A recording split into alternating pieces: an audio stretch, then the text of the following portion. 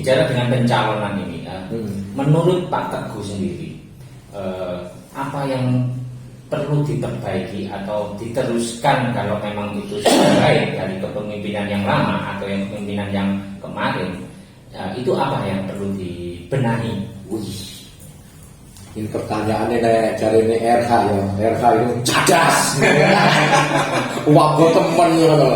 Jadi gini lah, kita pernah ya, waktu itu saya mengawal Pak Sunanda, ya Pak Sunanda sebagai Ketua Dewan Pimpinan Cabang FSPK Kabupaten Gresik, saya mengawal. Jadi ternyata lambat laun perjalanan itu hilang.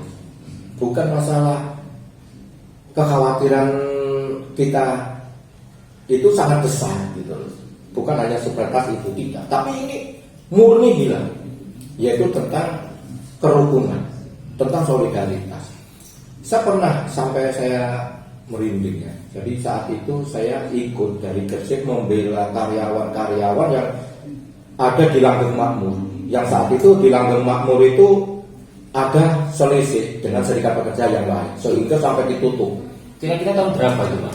Wah, bisa lupa tahunnya ya, entah itu tahun 2. Tapi itu waktu solid-solidnya 2009 ya. Nah itulah awal mula bagaimana sih solidaritas, kerukunan antar wilayah. Jadi semboyan serikat pekerja itu benar-benar terbukti. Jadi tidak cuma lip service toh, tidak cuma di omongan, tidak, tapi terbukti. Iya, jadi mereka yang ada di Langgeng Makmur sakit, kita merasakan sakit, itu yang terjadi, gitu. Ya, jadi saat itu kita benar-benar dari wilayah Gresik membantu rekan-rekan kita yang berselisih di Langgeng Makmur. Ya, di situ. Terus yang kedua, Yongtri, ya, Yongtri saat itu saya ingat anggota tidak lebih dari 100.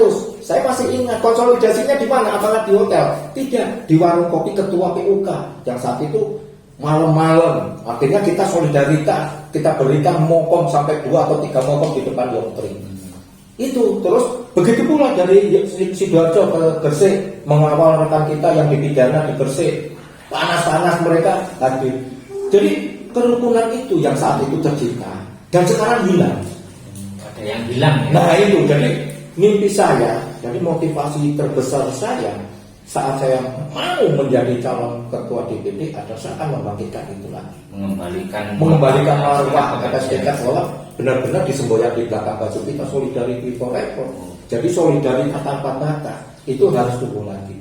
Karena gini, kita sudah terpetakan secara tidak langsung, kita sama negara sudah terpetakan dengan undang-undang Cipta Kerja. Kan gitu, lambat laun akan hilang nih serikat. Nah setelah undang-undang Cipta Kerja lahir, kita memetakan diri sendiri.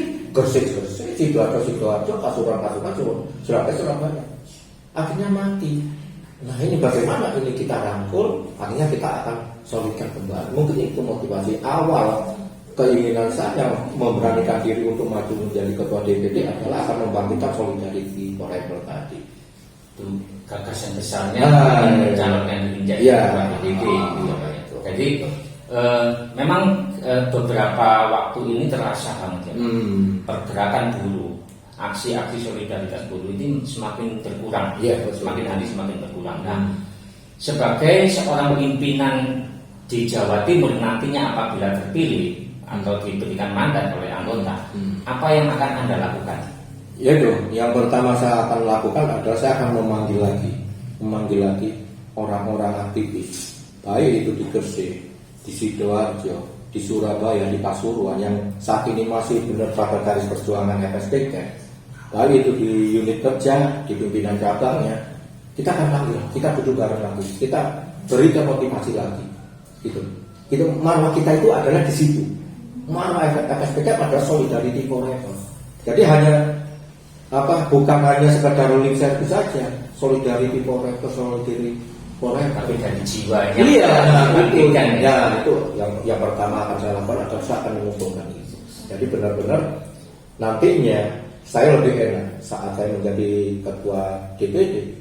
Ini saya akan lebih mudah untuk kalau mereka sudah sejalan dengan ide saya tadi, mereka akan lebih nyaman untuk melaksanakan institusi dari ketua itu. Melalui konsolidasi harus yang intens dilakukan ya secara menyeluruh bagi anggotanya Pak Teguh sendiri ya.